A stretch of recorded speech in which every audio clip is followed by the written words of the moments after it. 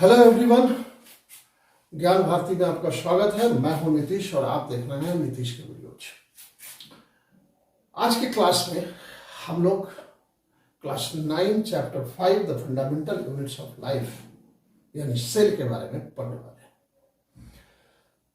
Cell के बारे में जितनी सारी जानकारियां हैं इस चैप्टर में वो आपको पूरी डिटेल में मिलेगी, लेकिन आज के क्लास में हम सबसे पहले ये जानने का प्रयास करेंगे कि जो भी जानकारी दुनिया में सेल के बारे में उपलब्ध है उन जानकारियों को देने में किन किन लोगों का कब कब और क्या क्या कंट्रीब्यूशन रहा है। याद रखने के फैक्ट्स हैं जिसे आप एग्जामिनेशन पॉइंट ऑफ व्यू से बहुत ही इंपॉर्टेंट है। एग्जामिनेशन पॉइंट ऑफ व्यू से बहुत ही इंपॉर्टेंट ये फैक्ट्स आप ध्यान से पढ़ेंगे, याद रखेंगे, इस वीडियो को बार बार देखेंगे। हिंदी में समझने के लिए हिंदी में सबकुछ.in और बार बार वीडियो देखने के लिए ज्ञान भारती कनेक्ट पर आए और फ्री ऑफ कॉस्ट इस वीडियो को बार बार देखें। चलिए शुरू करते हैं। सेल से संबंधित जो सबसे पहला इंफॉर्मेशन, सबसे पहली सूचना जो हमें दी वो दी रॉबर्ट हुक ने। रॉबर्ट हुक ने 1665 में अपने सेल्फ डिजाइन किए हुए माइक्रोस्कोप से कॉर्क को देखा। कॉर्क आपको नहीं पता? देखिए ये है कॉर्क। इस कॉर्क को जब उन्होंने अपने माइक्रोस्कोप के अंदर देखा तो उन्हें लगा कि इसकी बनावट कुछ नहीं, बहुत कुछ मिलती जुलती, बहुत सिमिलर है इसकी बनावट मधुमक्खी के छत्ते से। मधुमक्खी का जो घर होता है उसे आपने देखा है, अगर नहीं देखा तो देखिए। उसकी बनावट छोटे छोटे भागों में, छोटे छोटे कंपार्टमेंट्स में वो बटा होता है और इन्हीं कंपार्टमेंट्स को रॉबर्ट हुक ने जो नाम दिया वो दिया सेल। तो पहली बार याद रखिए, रॉबर्ट हुक ने 1665 में सेल नाम क्वाइन किया जिसे दुनिया जानती है। इसके अलावा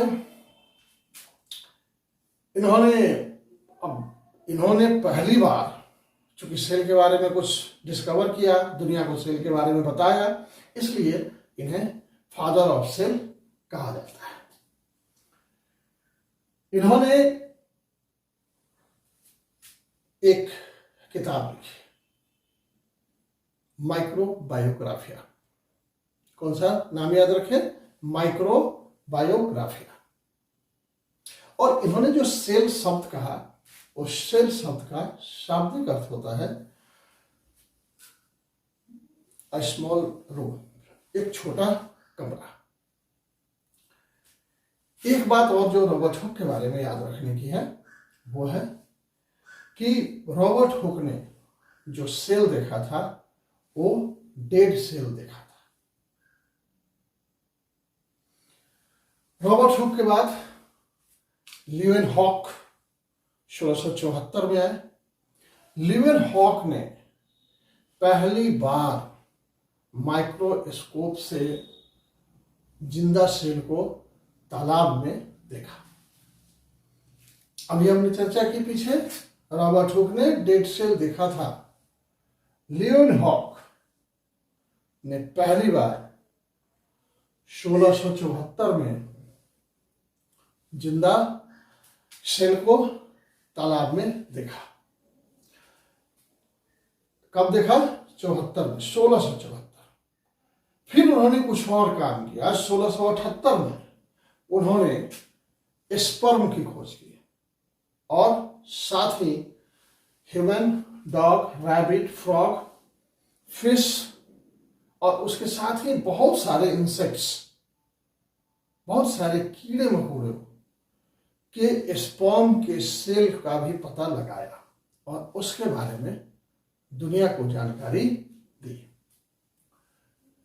लिविनहोक के बाद लंबा गैप होता है।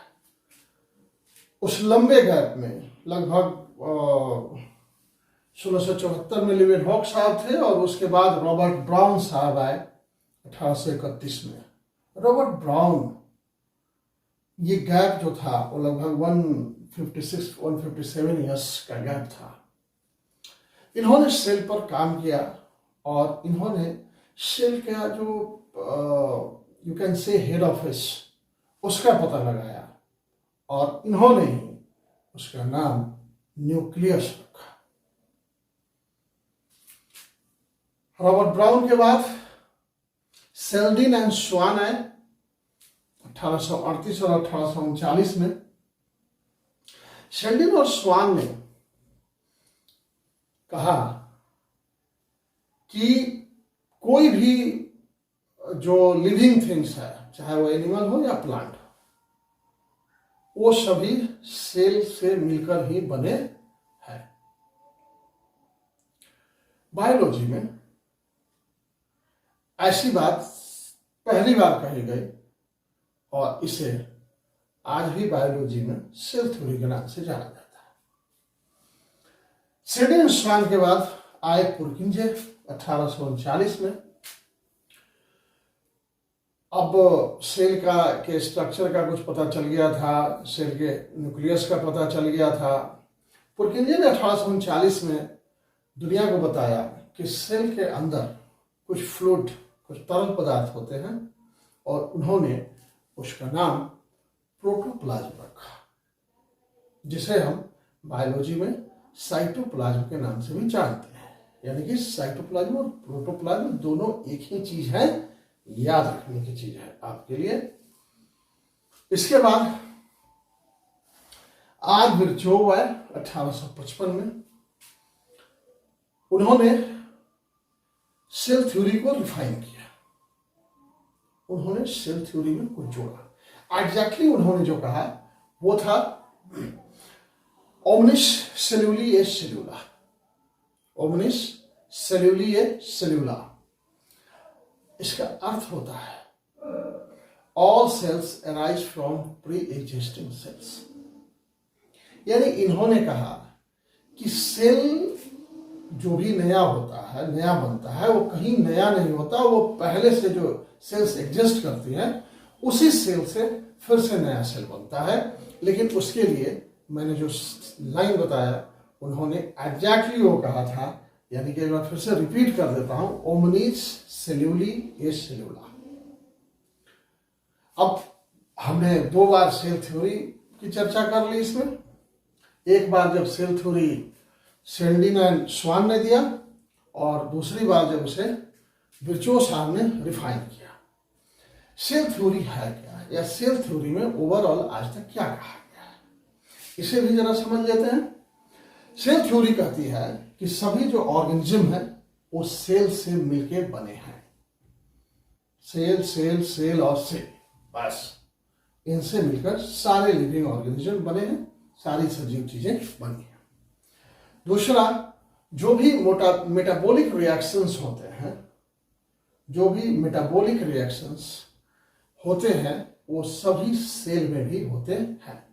मेटाबॉलिक रिएक्शंस का मतलब होता है सेल के अंदर होने वाले वो सारे रिएक्शंस, वो सारे क्रियाकलाप जिससे फूड को एनर्जी में बदला जाता है, जिसकी जरूरत हमारे शरीर को होती है, उसे हम लोग मेटाबॉलिक रिएक्शन कहते हैं। उसके बाद जो तीसरा पॉइंट है वो है सभी सेल प्री एग्जिस्टिंग सेल से ही बने होते हैं।